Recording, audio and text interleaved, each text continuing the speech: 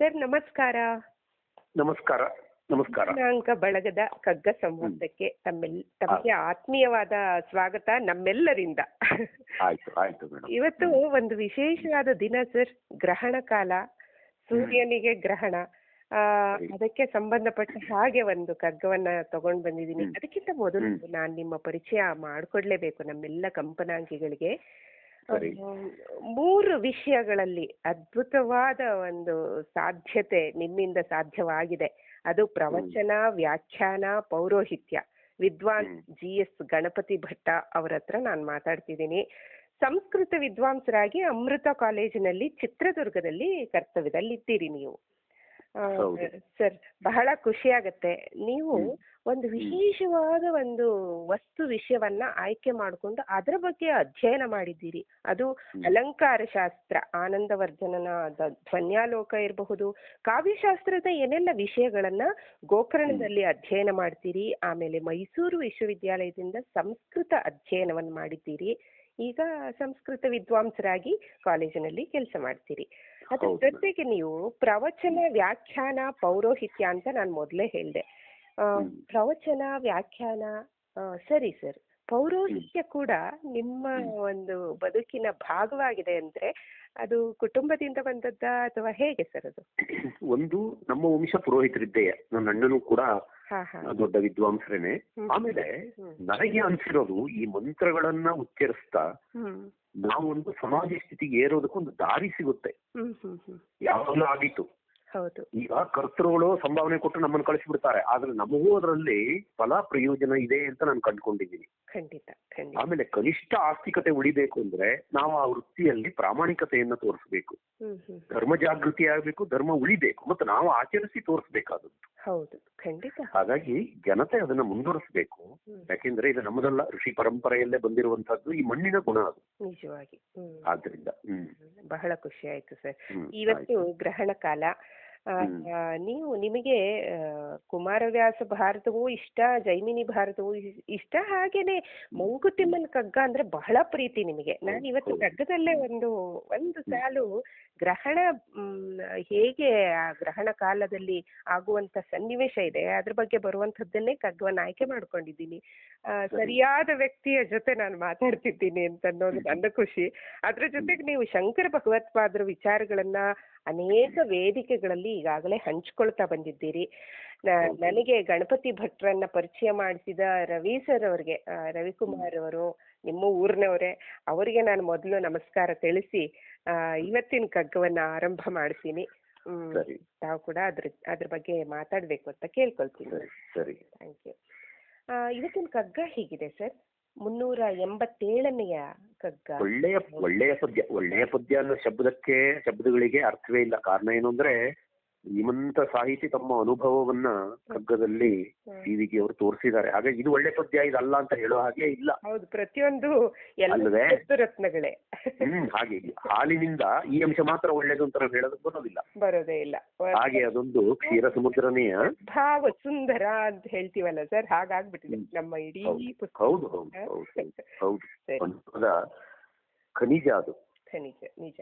ಈಗ ಈ ಪದ್ಯ ಇಂದಿನ ಅಂದ್ರೆ ಈ ದಿನದ ವಿಶೇಷವನ್ನೇ ತೋರಿಸುತ್ತೆ ಅಂತ ನೀವಾಗ್ಲೇ ಹೇಳಿದ್ರಿ. ಹೌದು ಸರ್, ನಾನು ಒಂದ್ಸಲ ಆ ಪದ್ಯವನ್ನ ವಾಚನ ಮಾಡಕ್ಕೆ ಇಷ್ಟಪಡ್ತೀನಿ. ಮಾಡಿ ಮಾಡಿ ಮಾಡಿ ಮಾಡಿ. ರದನೋದಯ ಜ್ವರಕ್ಕೆ ಸಿಲುಕದಿಹ ಶಿಶುವಿರದು, ರದನೋದಯ ಜ್ವರಕ್ಕೆ ಸಿಲುಕದಿಹ ಶಿಶುವಿರದು, ವಿಧಿಯೊದೆಗೆ ಸಿಕ್ಕದಿಹ ನರಜಂತುವಿರದು, ಒದೆಪೆಟ್ಟು ಮುಗಿದಂದು ರಾಹು ದಂಷ್ಟ್ರದೆ ಹೊರಟ, ವಿಧುಬಿಂಬವೋ ನೀನು ಮಂಕುತಿಮ್ಮ ಅನ್ನೋದು ಇವತ್ತಿನ ಪದ್ಯ. ನಮ್ಮ ಇದ್ರ ಬಗ್ಗೆ ನಿಮ್ಮ ಮಾತು ದಯಮಾಡಿ. ತುಂಬಾ ಸೊಗಸಾದ ಪದ್ಯ. ಪ್ರಕೃತಿಯನ್ನ ಡಿ.ವಿ.ಜಿ ಅವರು ಹಲವು ಪದ್ಯಗಳಲ್ಲಿ ವ್ಯಕ್ತಪಡಿಸಿದ್ದಾರೆ. ಹಾಗಾಗಿ ನನಗೆ ಅವರೊಬ್ಬರು ವ್ಯಕ್ತಿಯಾಗಿ ಕಾಣಿಸೋದಿಲ್ಲ, ಒಬ್ಬ ಋಷಿಯಾಗಿ ಕಾಣಿಸ್ತಾರೆ. ಎಲ್ಲಿ ತೆಗೆದ್ರು ಕೂಡ ಪ್ರಕೃತಿಯ ಒಂದು ಪ್ರಾಸಂಗಿಕ ಚಿತ್ರಣವನ್ನು ಕೊಟ್ಟೇ ಕೊಡ್ತಾರೆ. ಗಿಡದಿ ನಗುತಿಹ ಹೂವು ಪ್ರಕೃತಿ ಸಖನಿಗೆ ಚಂದ. ನೋಡಿ ಎಂತೆಂತ ಪದ್ಯ ನಾವು ನೋಡಿರ್ತೀವಿ, ಅದು ನಮಗ್ ಹಾಗೆ ಅನ್ಸಿರೋದಿಲ್ಲ. ಅದು ಇಂದಿನ ವಿಚಾರಕ್ಕೆ ಬಂದ್ರೆ, ಸೂರ್ಯಗ್ರಹಣ, ಚಂದ್ರಗ್ರಹಣ ಅದು ಪ್ರಾಕೃತಿಕವಾದದ್ದು. ಅದಕ್ಕೆ ಸಂಸ್ಕೃತದಲ್ಲಿ ಒಬ್ಬ ಸುಭಾಷಿತಕಾರ ತುಂಬಾ ಚೆನ್ನಾಗಿ ಹೇಳಿದಾನೆ. ಶಶಿ ದಿವಾಕರಯೋರ್ ಗ್ರಹ ಪೀಡನಂ ಗಜ ಭುಜಂಗಮಯೋರಪಿ ಬಂಧನಂ ಅಂತ. ರಾಹು ಮತ್ತು ಕೇತುಗಳು ಸೂರ್ಯ ಚಂದ್ರರಿಗೆ ಪೀಡೆಯನ್ನು ಕೊಡ್ತಾವೆ. ಅದೊಂದು ಧಾರ್ಮಿಕ ಕಲ್ಪನೆ, ಇವತ್ತಿನ ಎಕ್ಲಿಪ್ಸ್ ಅಂತ ಕರಿತೀವಿ, ಅದನ್ನ ಹಾಗೆ ಹೇಳ್ತಿದ್ರು. ಅಂತಹ ಜಗಚ್ಚಕ್ಷುಗಳಾದ ಸೂರ್ಯಚಂದ್ರರಿಗೆ ಗ್ರಹ ಪೀಡೆ ತಪ್ಪಿಲ್ಲ, ಇನ್ನು ನಮ್ಮಂಥವರಿಗೆ ಗತಿ ಏನು ಅನ್ನೋದು ಅದರ ಭಾವ. ಆನೆ ಏನ್ ಸಾಮಾನ್ಯವಾದದ್ದೇ, ಹಾವು ಬುಸುಗುಟ್ಟು ಹಾವನ್ನ ಹಿಡಿದು ಪಳಗಿಸ್ತಾರೆ, ಹಾಗಾಗಿ ಅಂತಹದ್ದನ್ನು ಪಳಗಿಸುವ ವ್ಯಕ್ತಿ ಮನುಷ್ಯ. ಇದನ್ನೆಲ್ಲ ನೋಡಿದಾಗ ಮನುಷ್ಯನ ವ್ಯಕ್ತಿತ್ವಕ್ಕೆ ಅಥವಾ ಅವನ ಅಹಂಕಾರಕ್ಕೆ, ಪರಾಕ್ರಮಕ್ಕೆ ಎಲ್ಲೂ ಕೂಡ ಎದೆ ಇಲ್ಲ ಆಗಿದೆ. ಇಲ್ಲಿ DVG ಅವರು ಈ ಪದ್ಯವನ್ನ ವಿವರಿಸಬೇಕಿದ್ರೆ 2 ಉದಾಹರಣೆಗಳನ್ನು ಬಹಳ ಸೂಕ್ಷ್ಮ ಕೊಟ್ಟಿದ್ದಾರೆ. ಪ್ರತಿಯೊಂದು ಶಿಶುವು ಕೂಡ, ನಾವು ಆ ಹಂತವನ್ನೇ ದಾಟಿ ಬಂದಿದ್ದೇವೆ, ಪ್ರತಿಯೊಂದು ಶಿಶುವು ಕೂಡ ಹಲ್ಲು ಮೂಡುವಾಗ ಅದಕ್ಕೆ ಜ್ವರ ಬರುತ್ತೆ, ಹಾಗೇನೆ ಬೇದಿ ಅನ್ನುವಂತಹದ್ದು ಒಂದು ಶುರುವಾಗುತ್ತೆ ಅಂತ ನಾವು ನೋಡಿದೀವಿ. ಸ್ವತಃ ಅನುಭವಿಸಿದ್ದನ್ನ ನಾವು ಅದನ್ನ ಹೇಳ್ಬೇಕಾಗುತ್ತೆ. ಇದು ಪ್ರತಿಯೊಂದು ಶಿಶುವಿನ ಪ್ರಾಕೃತಿಕ ಸ್ಥಿತಿ, ಅದು ಸಹಜ ಸ್ಥಿತಿ, ಅದು ಪ್ರಕೃತಿಯೇ ಅದನ್ನ ಮಾಡಿರೋದು. ನನಗೆ ಬಹಳ ಹಿರಿಯ ಚೇತನ ಗೌರೀಶ್ ಕಾಯ್ಕಿಣಿಯವರು ನೇರವಾದ ಗುರುಗಳಲ್ಲ, ಆದ್ರೆ ಮನೆಗೆ ಕರೆದು ನನ್ನ ಶಿಷ್ಯ ವಾತ್ಸಲ್ಯದಿಂದ ಪಾಠ ಮಾಡಿದವರು ಅವರು ಈ ವಿಚಾರವನ್ನು ನನಗೆ ಆವಾಗ ಹೇಳಿದ್ದು. ಇವತ್ತು ನೀವು ಈ ಪದ್ಯವನ್ನ ಹೇಳಿದಾಗ ನನಗೆ ನೆನಪಿ ಬಂತು. ಪ್ರತಿಯೊಬ್ಬ ಮನುಷ್ಯನ ಬದುಕಿನಲ್ಲೂ ಯೌವನದ ಪ್ರಾರಂಭದಲ್ಲಿ ಕವಿತೆ ಬರಿಬೇಕು ಅಂತ ಒಂದು ಹುಮ್ಮಸ್ ಬಂದೇ ಬರುತ್ತಂತೆ. ಅದು ಹೇಗೆ ಕೇಳಿದ್ರೆ, ಮಗುವಿಗೆ ಹಲ್ಲು ಹುಟ್ಟಬೇಕಿದ್ರೆ ಏನೆಲ್ಲ ಅನಾಹುತಗಳಾಗ್ತಾವೋ ಆ ತರ ಅಂತ ಒಂದು ಉದಾಹರಣೆ ಕೊಡಿಸಿದ್ರು. ಹಾಗಾಗಿ ಪಾಪ ಆ ಮಗು ಜ್ವರದಿಂದ ನರಳುತ್ತೆ, ಆಮೇಲೆ ಬೇದಿ ಆಗುತ್ತೆ, ಬಳಲುತ್ತೆ. ಇದಕ್ಕೆ ಕಂಗಾಲಾಗುವ ಅಗತ್ಯ ಇಲ್ಲ. ತಾಯಿ ತಂದೆಯರು, ಪೋಷಕರು ಅದರ ಆರೈಕೆ ಮಾಡಿದ್ರೆ ಆ ಜ್ವರದಿಂದ ಹೊರ ಬಂದು ಬಹುಕಾಲದವರೆಗೆ ಜೀರ್ಣಾಂಗಕ್ಕೆ ಸಹಾಯ ಆಗುವಂತಹ ಹಲ್ಲು ಅದನ್ನು ಕೊಡುತ್ತೆ. ರದನ ಅಂತ ಸಂಸ್ಕೃತದಲ್ಲಿ ಬಹಳ ಒಳ್ಳೆಯ ಹೆಸರದು. ರದನ ಛದ ಅಂತ ತುಟಿಗೆ ಕರೀತಾರೆ. ನೋಡಿ ಹೇಗಿದೆ ಅಂತ, ಹಲ್ಲನ್ನು ಮುಚ್ಚಿಡೋದು ತುಟಿಯಂತೆ. ಅದನ್ನ ಸೌಂದರ್ಯಲಹರಿಲೆಲ್ಲ ಶಬ್ದವನ್ನು ಬಹಳ ಚೆನ್ನಾಗಿ ಬಳಸಿದ್ದಾರೆ ಶಂಕರರು ಕೂಡ. ರದನ ಮೂಡ್ಬೇಕಿದ್ರೆ ಹೇಗೆ ಮಗುವಿಗೆ ಜ್ವರ ಬರುತ್ತೋ, ಅದಕ್ಕೆ ಪ್ರಾಯಶಃ ಸಿಕ್ಕದೇ ಇರುವ ವ್ಯಕ್ತಿಯೇ ಇಲ್ಲ ಅನ್ಸುತ್ತೆ. ಪ್ರತಿಯೊಂದು ಶಿಶು ಅದಕ್ಕೆ ಬಲಿ ಆಗ್ಲೇಬೇಕು, ಅದರಿಂದ ಪಾರಾಗೇ ಬರಬೇಕು. ಎರಡನೇದು, ವಿಧಿಯೊದಗೆ ಸಿಕ್ಕದಿಹ ನರಜಂತುವಿರದು. ವಿಧಿ, ಪ್ರಾರಬ್ಧ, ಹಣೆ ಬರಹ ಏನ್ ಬೇಕಾದ್ರೂ ಹೇಳೋಣ, ಪಾಪ ಪುಣ್ಯಗಳ ಫಲದಿಂದ ಅದು ಬರುತ್ತೆ ಅಂತ ನಾವು ಹೇಳ್ತೀವಿ. ಸ್ವಯಂಕೃತ ಅಪರಾಧಕ್ಕೂ ಕೂಡ ಕರ್ಮ ಕಾರಣ ಅಂತ ಕರ್ಮಸಿದ್ಧ ಅಂತ ಹೇಳುತ್ತೆ. ಪ್ರತಿಯೊಬ್ಬ ಮನುಷ್ಯನ ಬದುಕಿನಲ್ಲೂ ಕೂಡ ಒಳ್ಳೆದು ಕೆಡುಕು ಎರಡೂ ಇದೆ. ಒಳ್ಳೆದರಿಂದ ದುರಹಂಕಾರ ಜಾಸ್ತಿ ಆಗಿತ್ತು, ಕೆಡುಕಿನಿಂದ ಅನಾಹುತ ಅಂತೂ ಖಂಡಿತ ಇಲ್ಲ. ನೋವು ಮನುಷ್ಯನನ್ನಾಗಿ ಮಾಡುತ್ತೆ, ಮಾನವೀಯತೆಯನ್ನ ತುಂಬುತ್ತೆ. ಹೇಗೆ ಒಬ್ಬ ಶಿಲ್ಪಿ ಸಾಧಾರಣವಾದಂತಹ ಕಲ್ಲಿಗೆ ಒಂದು ಸುಂದರವಾದ ಆಕಾರ ಕೊಡ್ತಾನೋ, ಈ ಏಟುಗಳು ಮನುಷ್ಯನನ್ನ ಬಹಳ ಮೇಲಕ್ಕೆ ತಗೊಂಡೋಗ್ತಾವೆ, ಅನುಭವದಿಂದ ತುಂಬಿ ತುಳುಕುವ ಹಾಗೆ. ಈಗಿಯವರ ಬದುಕು ಈ ಪದ್ಯದಲ್ಲೂ ಕೂಡ ತನ್ನ ಹೆಜ್ಜೆ ಗುರುತನ್ನಿಟ್ಟಿದೆ. ಅವ್ರೇನ್ ಸಾಮಾನ್ಯ ಕಷ್ಟ ತಿಂದ್ರೆ, ಒಂದು ಉದಾಹರಣೆ ನೋಡಿದ್ರೆ, ಒಂದು ಮದುವೆಗೆ ಕರೆ ಬರುತ್ತೆ, ಗಂಡ ಹೆಂಡತಿಯ ಮಧ್ಯೆ ಮಧ್ಯಾಹ್ನದವರೆಗೂ ವಿವಾದ, ನೀನು ಹೋಗು ಅಂತ. ಯಾಕೆ ಕೇಳಿದ್ರೆ, ಇವರಿಗೆ ಸರಿಯಾಗಿ ಉಡೋದಕ್ಕೆ ಪಂಚೆ ಶರ್ಟ್ ಇಲ್ಲ, ಪಾಪ ಆಕೆಗೆ ಸೀರೆ ಇಲ್ಲ, ಹಾಗಾಗಿ ಮಧ್ಯಾಹ್ನ ಅವರು ಊಟಕ್ಕೆ ಹೋಗೋದೇ ಇಲ್ಲ. ಇದು ವ್ಯಕ್ತವಾಗುವುದಲ್ಲ, ಅವ್ಯಕ್ತವಾಗಿರುವಂತಹ ವಸ್ತು ಇಲ್ಲಿ ನೆರಳಾಗಿ ಕಾಣ್ತಾ ಇದೆ. ಹಾಗೆ ಅವರ ಬದುಕನ್ನ ಇಲ್ಲಿ ತೋರಿಸಿದ್ದಾರೆ. ವಿಧಿಯ ಹೊಡೆತಕ್ಕೆ ಪ್ರತಿಯೊಬ್ಬರೂ ಬಲಿ ಆಗ್ತಾನೆ, ಆದ್ರೆ ಅದಕ್ಕೆ ಆತ್ಮಹತ್ಯೆ ಪರಿಹಾರ ಅಲ್ಲ, ಕೊರಗಿ ಕೂತ್ಕೊಳ್ಳೋದು ಪರಿಹಾರ ಅಲ್ಲ, ಅದನ್ನ ಎದುರಿಸೋದು ಪರಿಹಾರ. ಜ್ಯೋತಿಷ್ಯ ಶಾಸ್ತ್ರದಲ್ಲಿ ಒಂದು ವಿಚಾರ ಇದೆ, ಶನಿ ದುಷ್ಟ ಅಲ್ಲ, ದುಷ್ಟ ಗ್ರಹನೂ ಅಲ್ಲ. ಅವನು ಕೊಡುವ ಏಟೇನಿದೆ, ಪಂಚಮ ಶನಿ ಹಂಚಿನಲ್ಲಿ ನೀರು ಕುಡಿಸ್ತಾನೆ ಅಂತಾರೆ. ಭಾರಿ ಪೀಡೆ ಕೊಟ್ಟು ಅನುಭವಕ್ಕೆ ತರ್ತಾನೆ, ಏನಪ್ಪಾ ಇದು ಬದುಕು ಅಂತ. ಹಾಗೆ ಅನುಭವಕ್ಕೆ ತಂದಾಗ ಸಾವನ್ನಂತೂ ಖಂಡಿತ ಕೊಡೋದಿಲ್ಲ, ಅವನು ಒಳ್ಳೇದು ಮಾಡೇ ಹೋಗ್ತಾನೆ ಅಂತ ಜ್ಯೋತಿಷ ಶಾಸ್ತ್ರ ಹೇಳುತ್ತೆ. ಈಗ ರಾಮಾದಿಗಳು, ಪಾಂಡವರು ಅನುಭವಿಸಿದ ಯಾವ ಕಷ್ಟವನ್ನು ಮನುಷ್ಯ ಯಾರೂ ಅನುಭವಿಸಿಲ್ಲ. ಅವೆಲ್ಲ ಕೂಡ ಒಂದು ಪ್ರತಿಮಾ ರೂಪದಲ್ಲಿ ನಮಗೆ ಪಾಠ ಕಲಿಸ್ತಾವೆ. ಗ್ರಂಥಗಳನ್ನ ಯಾಕೆ ಓದ್ಬೇಕು ಕೇಳಿದ್ರೆ, ನಮ್ಮ ಮನಸ್ಸನ್ನ ಹಗುರ ಮಾಡಿಕೊಳ್ಳೋದಕ್ಕೆ ಅದು ಒಂದು ಕಾರಣ ಆಗುತ್ತೆ, ಒಂದು ಸಹಾಯ ಆಗುತ್ತೆ, ಆಪತ್ತಿನಲ್ಲಿ ಸಹಾಯ ಕೊಡುತ್ತೆ. ಈ ಎರಡು ಉದಾಹರಣೆಗಳನ್ನ ನಿದರ್ಶನವಾಗಿ ಹೇಗೆ ತಗೊಳ್ತಾರೆ ಕೇಳಿದ್ರೆ, ರಾಹು ದಂಷ್ಟದಿಂದ ಹೇಗೆ ವಿಧು ಚಂದ್ರ ಹೊರಗೆ ಬರ್ತಾನೋ ಅಂತ, ಅಮೃತವನ್ನ ರಾಹು ಕುಡಿತಾನೆ ಅಂತ ಒಂದು ಧಾರ್ಮಿಕ ಕಲ್ಪನೆ. ಆ ಚಂದ್ರಗ್ರಹಣದಲ್ಲೂ ಕೂಡ ಇಡೀ ರಾತ್ರಿ ಹಾಲು ಬೆಳಗಿನಂತೆ ಬೆಳಗ್ತಾ ಇದ್ದಿದ್ದು ಕತ್ತಲೆ ಆಗ್ಬಿಡುತ್ತೆ. ಯಾವಾಗ ರಾಹು ಮುಕ್ತ ಆಗುತ್ತೆ ಅಂತ ಒಂದು ಕಲ್ಪನೆ ಇದೆಯೋ, ರಾಹುವಿನಿಂದ ಬಿಡುಗಡೆ ಆಗ್ತಾನೋ ಚಂದ್ರ, ಮತ್ತೆ ಜಗತ್ತಿಗೆ ಬೆಳಕು ಕೊಡ್ತಾನೆ ಇನ್ನೂ ಹೆಚ್ಚಾಗಿ. ಅದಕ್ಕೆ ಮೃಚ್ಛಕಟಿಕ ನಾಟಕದಲ್ಲಿ ಶೂದ್ರಕ ಅಂತ ಒಬ್ಬ ಕವಿ, ಈ ಉದಾಹರಣೆಗಳೆಲ್ಲ ವ್ಯಾಖ್ಯಾನದಲ್ಲಿ ಬಂದು ಸೇರಿದ್ರೆ ಶ್ರೋತೃಗಳಿಗೆ ಒಂದು ರಸದೌತಣ. ಹೌದಲ್ವೇ? ಯಾರು ದುಃಖವನ್ನು ಅನುಭವಿಸಿ ಸುಖಕ್ಕೆ ಹೋಗ್ತಾರೋ ಅವರು ಬದುಕಬಲ್ಲರು. ಸುಖವನ್ನೇ ತಿಂದು ದುಃಖಕ್ಕೆ ಹೋದಾಗ ಗಾಢಾಂಧಕಾರವಾಗಿ ಗೂಂಡಾರಣ್ಯದಲ್ಲಿ ಕಣ್ಣು ಕಾಣದೆ ಅಲಿಯುವಂತಹ ಸ್ಥಿತಿ ಬರುತ್ತೆ ಅಂತ ಹೇಳ್ತಾನೆ. ಸುಖಂ ಹಿ ದುಃಖಾನ್ ಅನುಭೂಯ ಶೋಭತೆ ಅಂತ ಎಂಥ ಮಾತು ನೋಡಿ. ಆ ಸುಖಕ್ಕೆ ಮೆರಗು ಬರೋದು ದುಃಖ ಅನುಭವಿಸಾಗ್ಲೇ. ದುಃಖದ ಏಟೇ ಗೊತ್ತಿಲ್ಲ ಅಂದ್ರೆ ಅವನಿಗೆ ಆ ಕಹಿಯ ಅನುಭವ ಏನಾಗುತ್ತೆ, ಪ್ರಾಯಶಃ ಆತ್ಮಹತ್ಯೆಗೋ ಮತ್ತೊಂದಕ್ಕೋ ಹೊರಗೋದಕ್ಕೋ ರೋಗಿ ಆಗೋದಕ್ಕೋ ಕಾರಣ ಆಗುತ್ತೆ. ಹಾಗಾಗಿ ಚಂದ್ರ ಸೂರ್ಯರು ಇಬ್ರನ್ನು ನಾವು ತಗೊಳ್ಬೇಕಾಗುತ್ತೆ. ಇಬ್ಬರಿಗೂ ಕೂಡ ಗ್ರಹಗತಿಗಳು ಇರೋದ್ರಿಂದ ಇವತ್ತು ಪ್ರಾಯಶಃ 11 ಗಂಟೆ ಹೊತ್ತಿಗೆ ಕತ್ತಲೆ ಆಗ್ಬಿಡುತ್ತೇನು. ಕತ್ತಲೆ ಅಲ್ಲದೆ ಇದ್ರು ಕೂಡ ಮೋಡ ಕವಿದ ವಾತಾವರಣ ತುಂಬಿದಾಗ ಹೇಗೆ ನಾವು ಬೆಳಕನ್ನು ಕಾಣಲಾರೆವು. ಈಗಲೇ ಅಸ್ಪಷ್ಟವಾಗಿದೆ ಬೆಳಕು. ಹೌದು. ಇಷ್ಟು ಅಂತಹ ಇಡೀ ಜಗತ್ತನ್ನೇ ಬೆಳಗುವ ಒಬ್ಬ ಸೂರ್ಯ, ಒಬ್ಬ ಚಂದ್ರ ಈ ರಾಹುಕೇತುವನ್ನ ಕಲ್ಪನೆಯಲ್ಲಿ ಸೇರ್ತಾರೆ ಅಂದ್ರೆ, ಧರ್ಮ ಮಾತ್ರ ಹೇಳೋದು, ವಿಜ್ಞಾನ ಅಲ್ಲ. ಈ ಜಗತ್ತಿಗೆ ಕತ್ತಲೆ ಆವರಿಸುತ್ತೆ ಅಂದ್ರೆ ಮನುಷ್ಯನು ಕತ್ತಲೆಯಲ್ಲಿ ಇರ್ತಾನೆ. ಆದ್ರೆ ನಂತರ ಬರುವ ಬೆಳಕಿದೆಯಲ್ಲ, ಅದು ದೇದೀಪ್ಯಮಾನವಾದದ್ದು, ಹಿತೋಪ್ವಿಜ್ವಲವಾದದ್ದು ಅಂತ. ಈ ಪದ್ಯಗಳೆಲ್ಲ ನಮಗೆ ಅನುಭವವನ್ನ ಹೇಗೆ ದಾರೆ ಎರಿತಾವೆ ನೋಡಿ.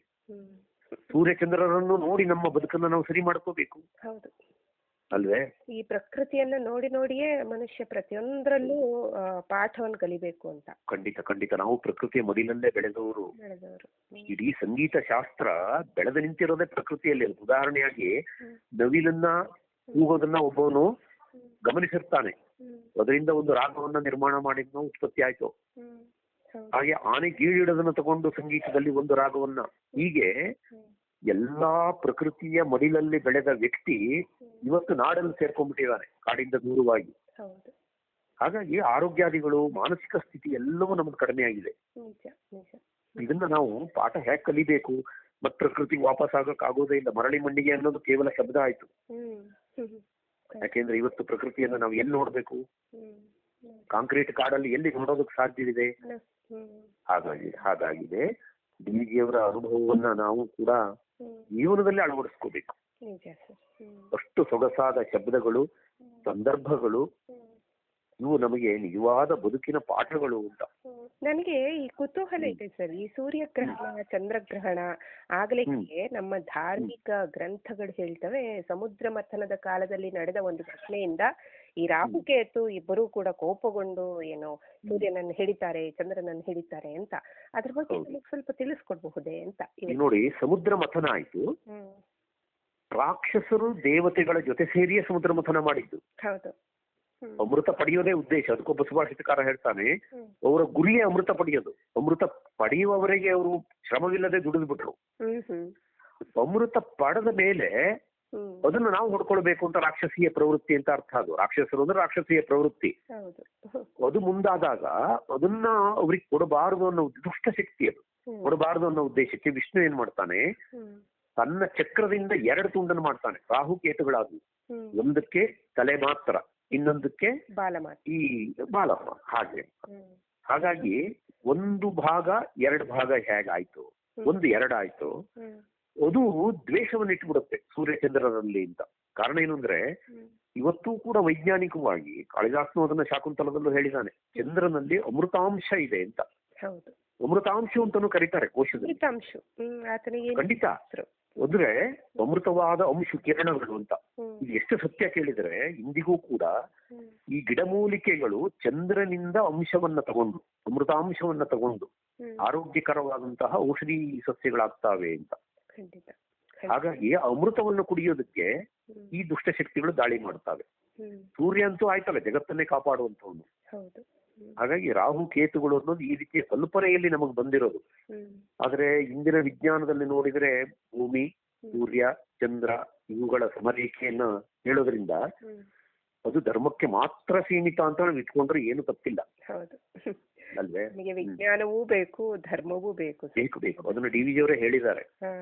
ಹೌದು. ಹಳತು ಮತ್ತು ಹೊಸತು ಎರಡರ ಸಮ್ಮಿಲನವೇ ನಮ್ಮ ಜೀವನ. ಹೌದು. ನಾವು ಯಾವುದನ್ನು ನಿರಾಕರಿಸೋದಕ್ಕಾಗೋದಿಲ್ಲ. ಎಲ್ಲಿ ಒಳ್ಳೆಯ ಅಂಶ ಇದೆಯೋ ಅದನ್ನು ತಗೊಳ್ಳೇಬೇಕು. ಹಳೆ ಬೇರು ಹೊಸ ಚಿಗುರು. ಹೌದು ಹೌದು, ಇರಬೇಕು. ಈಗ ಆ ಬೇರು ಎಷ್ಟು ಆಳ ತಿಳಿದಿದೆ ಅಂತ ನಮ್ಗೆ ಗೊತ್ತಾಗಲ್ಲ. ಆದ್ರೆ ಮೇಲೆ ಬರುವ ಹೊಸ ಹೊಸ ಚಿಗುರುಗಳು. ಆನಂದವರ್ಧನ ಅದನ್ನ ಹೇಳ್ತಾರೆ, ಮನೆ ಎದುರುಗಡೆ ಒಂದು ಗಿಡ ಇದ್ರೆ ವರ್ಷ ಇಡೀ ನೋಡಿರ್ತೀವಿ ಗಿಡ ಮರನ. ಒಂದು ವಸಂತ ಕಾಲ ಬಂದಾಗ ಹೇಗೆ ಚಿಗುರುತ್ತೆ ಅದೇ ಪ್ರಕೃತಿ. ಎಸ್ ವಿ ಪರಮೇಶ್ವರ ಭಟ್ರು ಅನ್ನೋರು ನನಗೆ ಆತ್ಮೀಯರಾಗಿದ್ರು, ಹಿರಿಯರಾಗಿದ್ರು, ಗುರುಗಳು ಒಂದು ರೀತಿ. ಅವರ ಹಲವಾರು ಗ್ರಂಥಗಳನ್ನ ಲೋಪದೋಷ ತಿದ್ದೋದಕ್ಕೆ ನನಗೆ ಕೊಡ್ತಿದ್ರು. ಅದೊಂದು ಅನುಭವ. ಅದು ವಯಸ್ಸಾಗಿತ್ತು ಅವರಿಗೆ. ಕನ್ನಡದ ಒಬ್ಬ ಅದ್ಭುತವಾದ ಕವಿ, ಜೊತೆಗೆ ಕಾಳಿದಾಸಾದಿಗಳ ಎಲ್ಲಾ ನಾಟಕಗಳನ್ನು ಕೂಡ ಸಂಸ್ಕೃತದಿಂದ ಕನ್ನಡಕ್ಕೆ ತಂದಂತಹ ಹಿರಿಯ ಚೇತನ. ನನ್ನನ್ನು ಕೈ ಹಿಡಿದು ಈ ಕ್ಷೇತ್ರಕ್ಕೆ ಕರೆದು ತಂದರು ಅಂತ ಅವ್ರಿಗೆ ನಾನು ಈಗ ನಿಜವಾದ ಕೃತಜ್ಞತೆಯನ್ನು ಸಲ್ಲಿಸ್ತೇನೆ. ಅವ್ರು ಯಾರು ಈಗಿಲ್ಲ, ನೋಡಿ ಹೇಗಿದೆ ಅಂತ. ನೀವು ಪುಣ್ಯವಂತರು ಅಲ್ವೇ? ಹಾಗೆ ಇದು ತಲೆಮಾರಲ್ಲಿ ಮುಂದುವರಿಬೇಕಾಗುತ್ತೆ. ಖಂಡಿತ ಖಂಡಿತ. ಅವ್ರು ಎಷ್ಟು ಶಿಷ್ಯ ವಾತ್ಸಲ್ಯ ಅಂದ್ರೆ ಪಿತೃವಾತ್ಸಲ್ಯ ಅಂತ ಕರಿತೀನಿ ನಾನು ಅವ್ರಿಗೆ. ಗೌರೀಶ್ ಕಾಕಿಣಿ ಅವರು ನನ್ನ ಮೇಲೆ ಶಿಷ್ಯ ವಾತ್ಸಲ್ಯವನ್ನ, ಶಿಷ್ಯ ಪ್ರೀತಿಯನ್ನ ತೋರಿಸಿದ್ರು. ಇವರು ನನ್ನ ಮೇಲೆ ಪಿತೃವಾತ್ಸಲ್ಯ, ಪಿತೃ ಪ್ರೀತಿಯನ್ನ ತೋರಿಸಿದ್ರು. ಈ ಒಂದು ಗುಲಾಬಿ ಹೂ ಬೆಳೆದ್ರೆ ಅದನ್ನ ನೋಡಿ ಆನಂದ ಪಡ್ಬೇಕಲ್ವೇ? ಆ ಆನಂದ ಅಂದ್ರೆ ಹೇಗಿರುತ್ತೆ ಕೇಳಿದ್ರೆ, ಮಣ್ಣಿನ ಇಡೀ ಗುಣವನ್ನ ತಗೊಂಡು ಅದು ಬೆಳೆದಿದೆಯಂತೆ. ಒಂದೇ ಮಣ್ಣಿನಲ್ಲಿ ಎಷ್ಟು ವಿಧದ ಹೂಗಳು ಬಿಡ್ತಾವೆ. ಏನಿದೇನು ಮಾಟ ಅಂತ ಪ್ರಾರಂಭ ಮಾಡ್ತಾರ ಅವ್ರ ಪದ್ಯನ. ನೋಡಿ ಆ ಮಣ್ಣಿನ ಗುಣ ಹೂವಿನಲ್ಲಿ ಹೇಗೆ ವ್ಯಕ್ತವಾಗುತ್ತೆ. ಗುಂಡಪ್ಪನವ್ರು ಹೇಳ್ತಾರಲ್ಲ ಸರ್, ತೃಣಕ್ಕೆ ಹಸಿರಲ್ಲಿ ಅದು ಬೇರಿನದೆ ಮಣ್ಣಿನದೆ. ಅಲ್ವೇ ಹಾಗೆ ಎಷ್ಟು ಚಂದ ನೋಡಿ. ಪ್ರತಿಯೊಂದನ್ನು ತಗೊಂಡು ಸಾರಸತ್ವವನ್ನ ತಗೊಂಡು ಬೆಳೆಯುವಾಗ ಅದರ ಅಂದವನ್ನ ಸವಿಲಿಕ್ಕೆ ನಾವು ಎಷ್ಟು ಪುಣ್ಯವಂತರು, ನಾವೆಷ್ಟು. ಖಂಡಿತವಾಗಿ. ಆಮೇಲೆ ಅದನ್ನ ಆಸ್ವಾದಿಸಿದವರಿಗೆ ಗೊತ್ತು ಅಂತ. ಹೌದು. ಬಹುಶಃ ಅವರು ಹೇಳೋದು ಅದೇ ಮಾತನ್ನ ಅಂತ ನನಗೂ ಅನ್ಸುತ್ತೆ. ಒದೆಪೆಟ್ಟು ಬರಲೇಬೇಕು, ಸಿಗ್ಲೇಬೇಕು, ಆಗ ಮಾತ್ರ ಒಬ್ಬ ಮನುಷ್ಯನಾಗಿ ರೂಪಿಸಿಕೊಳ್ಳಿಕ್ಕೆ ಸಾಧ್ಯ ಆಗುತ್ತೆ. ಅವನ ಅನುಭವಜನ್ಯವಾದ ಎಲ್ಲ ಘಟನೆಗಳು ಕೂಡ ಬದುಕಿನ ಒಂದೊಂದು ದಿನವೂ ಒಂದೊಂದು ಪಾಠವೇ. ಆ ಪಾಠ ಪ್ರಕೃತಿ ಹೇಗೆ ನಾವು ಪಾಠ ಕಲಿಸುತ್ತೋ ಹಾಗೆ ಸಾಹಿತ್ಯ ಅಂತ ನಾನು ತಿಳ್ಕೊಂಡಿದ್ದೀನಿ. ಖಂಡಿತ ಸರ್. ಆದ್ರೆ ಅತ್ಯಂತ ದುರಂತದ ವಿಚಾರ, ಇನ್ನು 5 ವರ್ಷಗಳಲ್ಲಿ ಈ ಯುವ ಪೀಳಿಗೆ ಮತ್ತೆ ಏನಿದೆ ಬೆಳೆದು ಬರೋದು ಸಾಹಿತ್ಯದ ಮಣ್ಣಿನಿಂದ ಬಹಳ ದೂರ ಆಗ್ಬಿಡ್ತಾರೆ. ಬಹಳ ದುರಂತವೇ ಸರ್. ಒಂದು ಓದುವವರ ಸಂಖ್ಯೆ ಕಡಿಮೆ ಆಯ್ತು, ಕುಳಿತು ಓದುವವರ ಸಂಖ್ಯೆ ಕಡಿಮೆ ಆಯ್ತು. ಕುಮಾರವ್ಯಾಸ ಭಾರತವನ್ನ ಅಕ್ಷರ ಬರದೇ ಇದ್ದೋರೇ ಕಲ್ತು ಹಾಡೋರಂತೆ. ಹೌದು, ಅದಕ್ಕೆ ಹೇಳಿ ಯಾವ ಧೀಮಂತಿಕೆ ನನಗೆ ಇನ್ನೂ ಅರ್ಥವಾಗಿಲ್ಲ. ಯಾಕೆಂದ್ರೆ ನನ್ನ ತಾಯಿಗೆ ಎಷ್ಟೋ ಹಾಡುಗಳು, ಹಳ್ಳಿ ಹಾಡುಗಳು ಬರ್ತಿದ್ವು, ಅವರಿಗೆ ಅವ್ರ ಹೆಸರನ್ನು ಬರೆಯಕ್ ಬರ್ತಿರ್ಲಿಲ್ಲ ಪಾಪ. ಕುರಿ ತೋದದಿಯೂ ಕಾವ್ಯ ಪ್ರಯೋಗ. ನಿಜವಾಗಿ ಹೇಗಿದೆ ಅಂತ ಬುದ್ಧಿ ವೈಭವ ಮಾಯ ಆಯ್ತಲ್ಲ ಈಗ. ಇಲ್ವಲ್ಲ ಸರ್, ಈಗ ಕಡಿಮೆ ಆಗ್ಬಿಟ್ಟಿದೆ ಅಲ್ಲ ಸರ್. ಈಗ ನನ್ನ ಮೊಬೈಲ್ ಅಲ್ಲಿ 2 ಸಿಮ್ ಇದೆ, 1 ಸಿಮ್ಮಿನ ನಂಬರ್ ಮಾತ್ರ ನನಗೆ ಗೊತ್ತಿದೆ. ಮೆಮೊರಿ ಪವರ್ ಎಷ್ಟು ಡಿಕ್ರೀಸ್ ಆಗಿದೆ ಅನ್ನೋದಕ್ಕೆ ಹಿಮ್ಮೆಟ್ಟಿದೆ ಅನ್ನೋದು ನಾವೇ ಮಾಡ್ಕೊಂಡಿರುವಂತದ್ದು ಈ ಸೌಲಭ್ಯದಿಂದ. ಇನ್ನೊಬ್ರು ಯಾರ ನಂಬರು ನಮಗ್ ಗೊತ್ತಿಲ್ಲ. ಹಾಗಾಗಿ ನಮ್ಮ ಮೆದುಳಿಗೆ ನಾವು ಎಷ್ಟು ಆಹಾರವನ್ನ, ಸಾಹಿತ್ಯದ ಆಹಾರವನ್ನು ಕೊಡ್ತೇವೋ ಅಷ್ಟು ಸಮೃದ್ಧವಾಗಿ ನಮ್ಮ ಮನಸ್ಸು ಬೆಳೆಯುತ್ತೆ. ಸಾಹಿತ್ಯ ಇಲ್ಲದೆ ಇದ್ರೆ ಬಾಲ ಕೊಂಬು ಇಲ್ಲದ ಪಶು ಅಂತ ಒಬ್ಬ ಸುಭಾಷಿತಕಾರ ಹೇಳಿದ್ದಾನೆ. ಸಾಹಿತ್ಯದ ಜೊತೆ ಸಂಗೀತ, ಸಾಹಿತ್ಯ ಸಂಗೀತ ಕಲಾ ವಿಹೀನ ಸಾಕ್ಷಾತ್ ಪಶು ಪುಚ್ಛ ವಿಷಾಣಹೀನ. ವಿಷಾಣ ಅಂದ್ರೆ ಕೊಂಬು. ಹುಲ್ಲನ್ನು ತಿನ್ನೋದಿಲ್ವಂತೆ ಮನುಷ್ಯ, ಆದ್ರೆ ಎಲ್ಲಾ ಚಟುವಟಿಕೆಗೂ ಪಶುವಿಂದೆಯ ಅಂತ.